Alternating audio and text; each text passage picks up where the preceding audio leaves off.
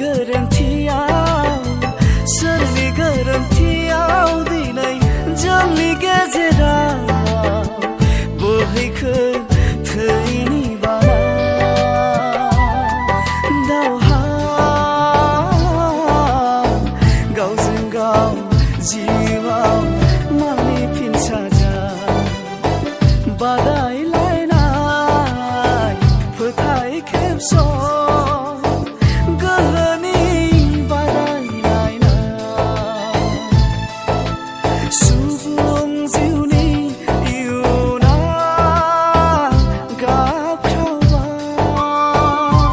See